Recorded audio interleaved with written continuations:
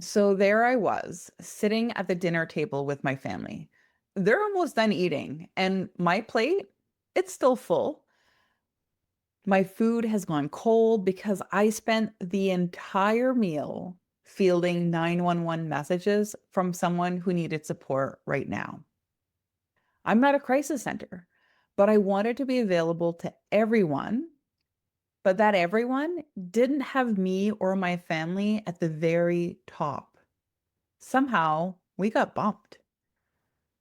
Or it was that time that my session ran over because she really needed it.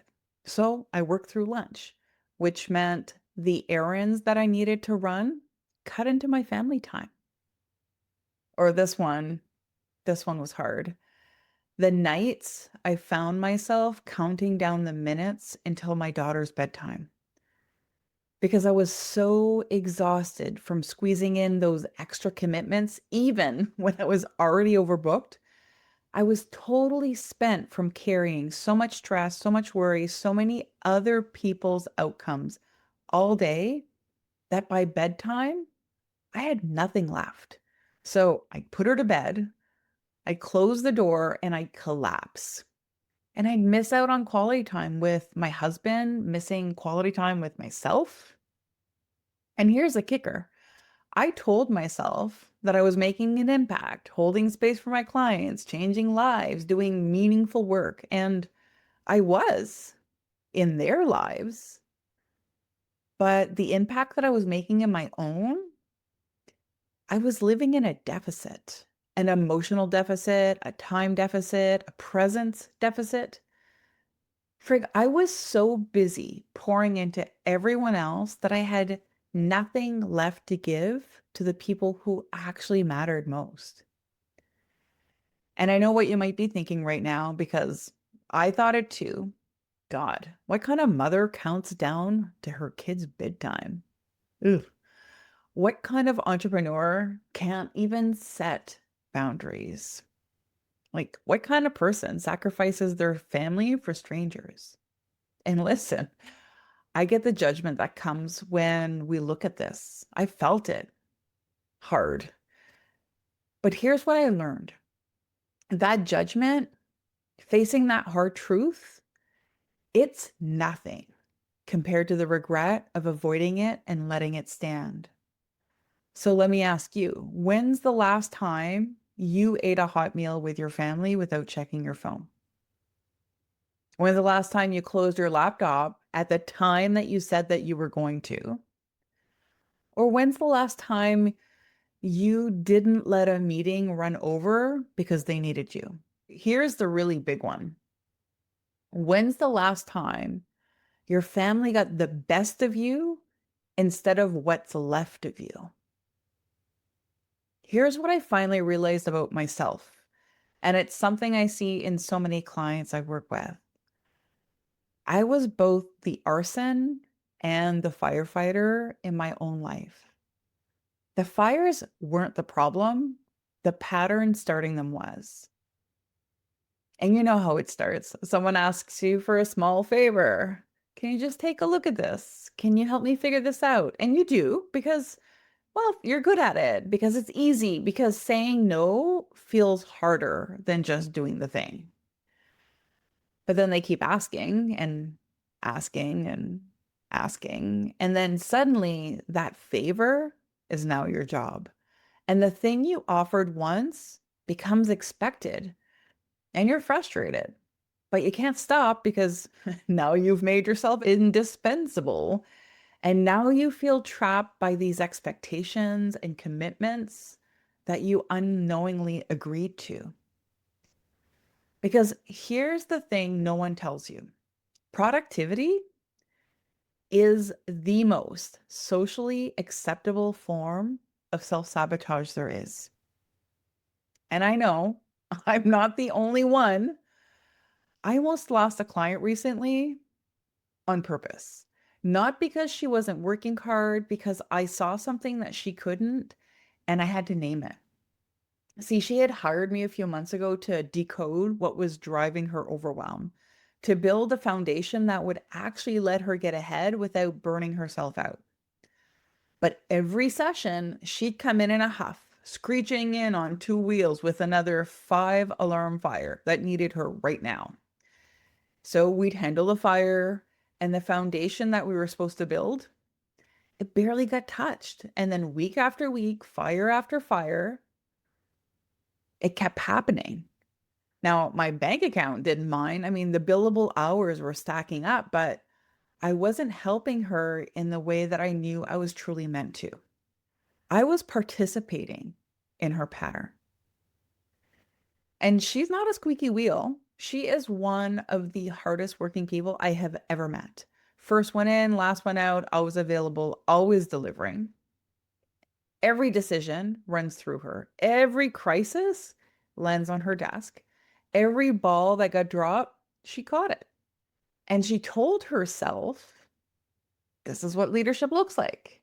She told herself that this is what dedication was. She told herself, if I don't do it, it won't get done. Does that sound familiar? Here's what was actually happening underneath all of that effort.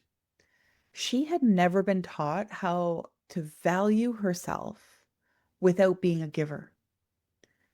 It was what her mother modeled for her: service as love, sacrifice as worth, being needed as the price of belonging.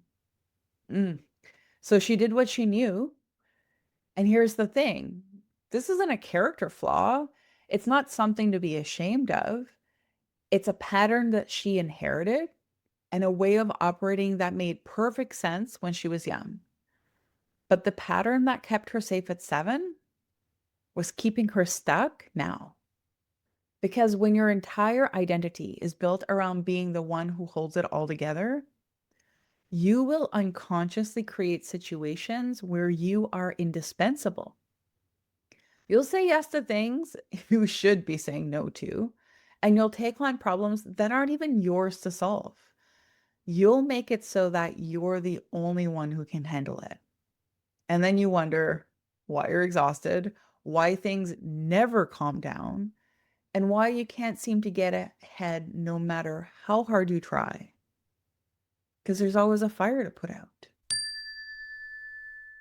Real quick, whether you're nodding along or pushing back right now, I want to hear it. Leave a review. Tell me how this is landing for you. What's it stirring up? What's your experience? That feedback, it really matters to me. And it helps other people who need this actually find it. All right, back to it. So I said something to her. I said, hey, I know it feels like these fires are out of your control, but if we don't prioritize working on your foundations, you'll always be putting out fires and you'll never reach the goals that you've set for yourself. We are not doing crisis management sessions anymore. We're building your foundations, and that means no more firefighting calls unless you've done the groundwork first. She didn't really get it at first, but I knew that it was a boundary that she needed. And I could only set that boundary with her because a few years ago, I had to set it with myself.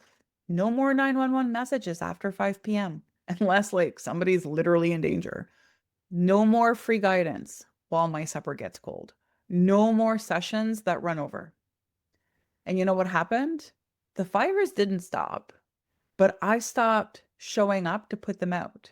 And at first, oh my gosh, I felt terrible. It was like letting people down. Like I wasn't a good person anymore. I felt like I was being so selfish.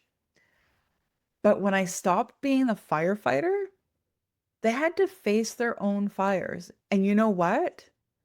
They handled it. We had worked through and created the tools. They just never needed to use them while I was there putting out every fire for them. Stepping back wasn't abandoning my clients. It was empowering them to stand on their own. Because I didn't get into this work to help people create comfort in their chaos. I got into it to empower them to create a life that gives back to them not just take. I had to do it for myself first so that I could speak and lead from example. So here's the shift that my client made, and it's available to you too. She moved from I have to sacrifice my life to build my business to I am building a business that supports my life. You hear the difference? One is choosing between prosperity and presence, and the other, I get to have both. And here's what I want to leave with you. The next time a fire shows up in your life, I want you to ask yourself three things. One, did I create this? Like, not on purpose. Did I say yes when I should have said no? Did I delay something I knew needed to happen sooner? Two, am I actually the one who needs to handle this? Or did I just convince myself that I am? And three, what would I have to face if this fire wasn't there? And that third one, that one's important because the fire isn't just a problem, it's also a distraction. And sometimes we need the distraction more than we want to admit, because if there's no fire to fight, you have to sit with the question that you've been running from. Who am I when I'm not the one saving the day? So, if your calendar is full of fires right now, if you're constantly telling yourself just this one last thing, then I'll have time, that's not a time management problem. That's a pattern. And patterns, they don't change because you push harder. They change because you see them and then you commit to doing the inner work needed to transform them. So remember that client? She's building her foundation now instead of fighting fires. And me, a few years ago, I was counting down to my daughter's bedtime. And today, I'm present. We're playing board games at night. We are having our quality family time. Because my daughter is not going to remember how many clients I helped. She is going to remember if I was there and if I was present. So don't tell me it's too late for you.